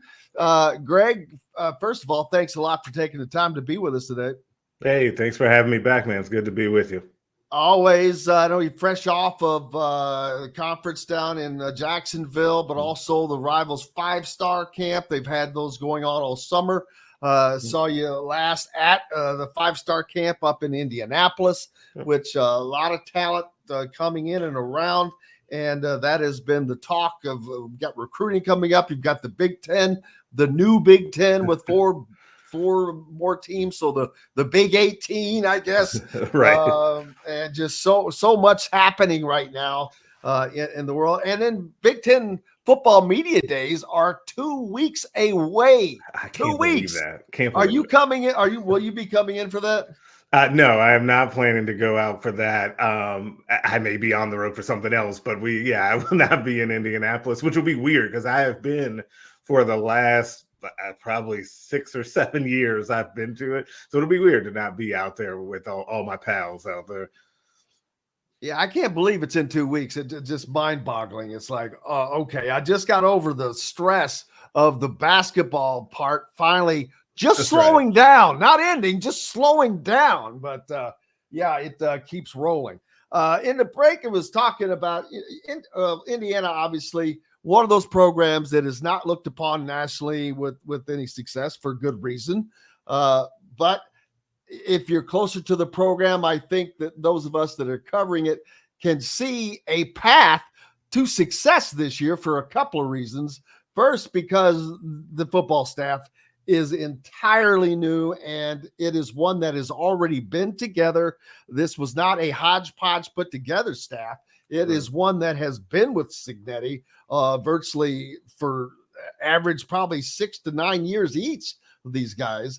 Then you have that, and this schedule is a dream for any first-year coach. Indiana with 8 home games on their schedule, and no Penn State. They don't have a well, they've got Nebraska. I started to say something about the Western Division, but no divisions anymore. Now that's those gone. are gone Yeah. too. Yeah. But as crazy as this sounds, they have a game at UCLA third weekend, which of course that's going to be tough. But there's a path to Indiana starting the season 6-0. 4 of those games would be home games, one against Maryland and a game on the road against Northwestern, other than that UCLA game. At worst, they could potentially be 5-1 to start the year, and that would be all bets are off regarding Indiana if that were to happen. Yeah, there would be no better way to start kind of the Kirk Cignetti era than to have that kind of a start to the season, because what you end up running up against, and I hear this from kids kind of nationally when talking about Indiana, is like, yes, I know that they've won basically everywhere he's been. He's been very successful, and he's kind of got his own unique style, and that staff is very loyal to him, and they've been together and they've got continuity. But I need to see them do it a little bit at Indiana, even though there's a lot of buzz and excitement around it. You hear that from the kids that have already committed. And so to be able to show them that right away, to be able to show kids, hey, we're going to have some success. Because what I also find in these situations is that the recruits won't say, oh, well, the schedule was soft or it was favorable or anything like that. They'll just say they won games, right? And so if you just go out there and win games, it can really kind of springboard the program and get them ahead of schedule from where they're starting out at. Indiana right now with 19 commitments, which is a healthy number, just landed their 4th defensive back. Yesterday, there's another kid that's deciding today of the recruits that they were going after. Of course, they're going after specific guys that they think that will work into the program for Kirk Cignetti, which is how he has operated before. As the talent needed in the Big Ten, of course, will continue to rise. But I think it's a matter of time before he starts pulling in higher and higher level talent. And in the break, we were talking about one of those guys, Juju Lewis, who was the number 1 recruit in the 26 class. He has reclassified to the 25 class, but and that has dropped him a little bit. But I keep hearing from inside sources that Indiana is one of 2 teams that he is truly down to, and that the biggest part of that is because of the relationship that he has with Tino Sunzeri. Yeah, and I think that to me, we were talking about this a little bit off pod, is that it's interesting with Juju Lewis is that he's a kid that obviously has been recruited by the world, right? Everybody wants that kid committed to USC at the moment. It's still a weird. We're going to get Greg to pop out and then pop back in. I think his connection was bad because I want to make sure that we hear about that with in regards to Juju Lewis when he comes back, because Juju Lewis is still one of the top quarterbacks in the United States. And just getting him on campus for Indiana, we talked about the importance of that as Greg is rejoining us here. And looking forward to hearing what his thoughts are, because he talks to these guys on a daily basis. But to even get a kid like that on campus for Indiana was amazing. Greg, I see you're back with us. Yeah. Just having Juju Lewis on campus for Indiana, first of all, he was the number 1 ranked player in the country at the time. That's never happened. I don't think the basketball program has had the number 1 recruit in on a visit before, but the football program has done it in year 1 under Kirk Cignetti. Yeah, that was a huge deal to be able to get him on campus and kind of have him, taking the photos in the uniform, kind of showing people Indiana, because one thing that really does too is it just gives you publicity for the school, right? It just gets people talking about the school. You kind of mentioned earlier how, nationally people don't talk about Indiana very much. And, Indiana has not had a ton of reason to be mentioned, but when you start to do things like this, where you get the attention of the number 1 player in the country, and you're a legitimate threat to be able to pull him, that gets a lot of people's attention, and it's a really fascinating situation moving forward. Yeah, and normally most people, anybody's gonna look at that and go, well, there's no chance of that happening, and I get that. It shouldn't be a chance of that happening, but it's a different era, and the relationship is why Indiana does have a shot here. And everything that I'm being told is that Indiana is one of two teams that he's actually down to, which again is shocking. That has not been announced by anyone. But if that were to come out, which I don't expect it to come out because he's actually committed to USC, which that makes no sense to me. If you're committed someplace, why are you taking visits everywhere else? Right. Yeah, I think that's what I've said this before. I feel like you almost forget that he's committed to USC sometimes, like because he visits places as if he is uncommitted. And when he visits USC, he talks about the good feeling that he has there, but it's almost like they're having to still recruit him. So it's just a unique situation. I think that the relationships, the two things to me that it will come down to with Julian Lewis and kind of where he ultimately ends up is the relationships, and obviously he has that. Big time going for them in Indiana, like with Sunseri and kind of the relationship and long-standing deal that they have together. And then I think playing time will be something that is also a huge part of this deal about him being able to come in and start as a true freshman. And we've seen this in a way. We saw this last cycle, right? And this is where I think Indiana fans should draw a little bit of a parallel, or it's slightly different, with the Dylan Raiola situation. So when Dylan Raiola was committed to Georgia and then flipped last minute to Nebraska because he had such strong ties to Nebraska, now Julian does not have the same deep ties to Indiana that Dylan had to Nebraska, but those are similar situations. The thing that you would hope, and this is getting down the road a little bit, but if you would hope if Indiana is able to get Julian Lewis, that it happens earlier in the cycle rather than later, so that way he can bring some other guys with him as well, because that would be a big boost. But just getting the kid and being in the conversation is also a huge coup as well. And Indiana, obviously, with daggone it, I just forgot who we were talking about with him. Yeah, Juju. With him reclassifying, it becomes more of a quicker situation. And so, but that could be, I don't know when has he announced when he is going to announce? No, because technically he's committed to a team. So it's not like there is no, hey, I need to announce. My feeling is that if he's going to flip anywhere, it'll just happen. Like there won't be an announcement that says, hey, my final decision is coming on, July 17th. I don't think it'll be like that. I think that he'll just do it if he's going to, kind of decommit from the USC's class. And I don't think that he'd be a guy that decommits and then waits around, takes more visits. And then I think he's taken the visits. I think he would just decommit and then go right to another school, whoever that may be. And I don't even have to begin to talk about how huge that could be for a program like Indiana, one of the Big Ten programs that is fighting for notoriety and a growing league that already has teams like Michigan and Penn State and now UCLA, USC, Washington, Oregon. And so these teams like Maryland and Indiana and Illinois, they've got to fight for staying relevant and actually becoming more relevant in this league. Yeah, that's absolutely right. It would be the perfect timing for something like that because you do have to separate yourself somehow from that group of schools. Like we always have kind of that top of the league, which I think has gotten even more difficult with your Ohio State, Michigan, Penn State, Oregon, and USC. And then there's always Wisconsin and Iowa that are always in that mix. And then you kind of have that next group where everyone else is basically jockeying for positioning. And so whether or not it's going to be the new staff at Indiana kind of lifting them up, or it's going to be the new staff at Michigan State. Like those guys have been hugely successful where they've been, right? They could make a run. Like what's going to happen with Nebraska and Matt Rule? Like there's all these sorts of things that, these teams are jockeying for position and someone's going to make a step up, right? It just happens. But who's going to be that team remains to be seen. And this is the perfect time to get that kind of momentum behind your program.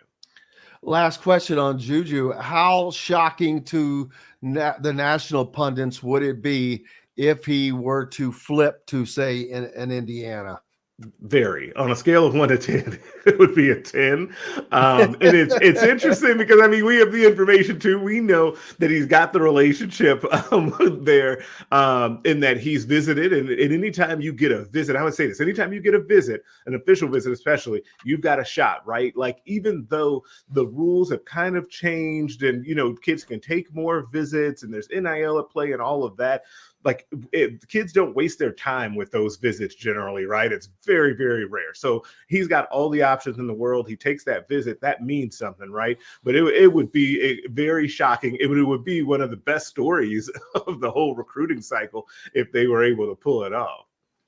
Yeah, he was apparently spotted wearing an Indiana jersey over the weekend. So there must have been a social media picture or something, which that's always good publicity. The Big Ten growing now, 18 teams this season. My first question is, what the hell are they going to do with tiebreakers? Because there's no way that there's not going to be teams tied at possibly the top, but definitely for second. I just can't imagine that with 18 teams, you're not going to have 3 teams that are tied for second place. Yeah, I don't know what you do. Like, have they? I don't even know if they've announced that. Who knows if they've figured that out? Point differential maybe is the, I guess, easiest way to do that. But even that can be a little weird. Like, it's going to be, there are some things that as you start to, and I feel like we're in the same boat here, as we start to actually wrap our minds around the fact that it's an 18-team league now and you've got media days coming up. And it's actually like, wait a second, those 4 teams from the West Coast are actually in the league now. Like, I think there's going to be a big, like, crush of all of those types of questions that come out now of people trying to get settled in and trying to figure out what exactly is going on here, because I think there are some unanswered questions, and that even goes like beyond football. Like, football will be the first thing that we talk about because it's the biggest and it's the thing coming up, but there are so many questions I have about, like, what happens with basketball and, like, you know, all of the travel and all of those things. Like, I feel like there's going to be a lot that each season that we go along this first year that are going to have to be continuously answered. It will be fun on the football field. Like, I'm looking forward to seeing, like, you know, Michigan go out to USC or UCLA, and, you know, Penn State have to go up to Oregon and all of that. Like, that, that's going to be fun, but it's going to be a lot and hard for fans to get used to. Yeah, and you've got teams. I just looking at Indiana's schedule, it's crazy. Of the 9 conference games they play, 5 of them are against teams with a coach in his first year. 2 others are against a team with a coach in his second year. Wow. So there's so much change in the Big Ten, not just with the teams, but all the other additions as well. And speaking of change, Rivals, the Hoosier.com, as well as part of the Rivals Network, lots of big time changes have come there. The site reconfiguration or redesign, so much more information there. Yeah, definitely. You can get a good snapshot of a lot of things that are going on when you pop over to the home pages on either your favorite team site or on the Rivals.com, the national site. And that was kind of the goal, right? Give you as much information as you can handle, and then be able to keep you there to be able to see all of the different things and click through it. It's been made. I think the website is a lot more friendly to the user now. And I think it's the whole refresh of kind of, as you see the logo behind me, is all geared to just be a lot more current and fresh, and I'm excited about where we're going with all of that. Absolutely. Greg, I cannot tell you how much we appreciate you as always, and we'll be checking back in as we get closer and closer to football season, as crazy as that sounds. Hey, it's on the doorstep, and I'm not mad about it. That's right, baby. Greg Smith, national recruiting analyst for Rivals. Thank you, sir. We appreciate you. Hey, have a good one. You betcha. Appreciate Greg Smith joining us here on the program today. Man, what a fun day it was, and quick. Mercy, Mike DeCourcy from the Sporting News, Chronic Hoosier, Mike Fox, head coach of the Indiana Elite team for the 17 and under this season, as they go for an undefeated national championship down in Rock Hill, South Carolina. Of course, we'll be keeping you up to speed on what's going on there. They play tonight at 6:10. And of course, big thanks to Greg Smith, as well as John, the producer, for keeping us between the white lines. As always, huge thanks to each and every one of you. Without you, we have no reason to be here. Back tomorrow to do it all again. We'll keep up with what goes on tonight at the 3SSP. We've got Todd Leary down there, so we'll be having constant and daily reports there. Also, you can go to thehoosier.com for complete updates as well. Big thanks again. Appreciate you. Until tomorrow, I'm Jim Coyle. I will see you on the radio. Thanks for listening to Indiana Sports Beat Radio. Be sure to subscribe to our YouTube page for more clips and team coverage of Indiana basketball, football, and more. You can also find full episodes and tons of other content on thehoosier.com. We'll see you next time for another edition of Indiana Sports Beat Radio.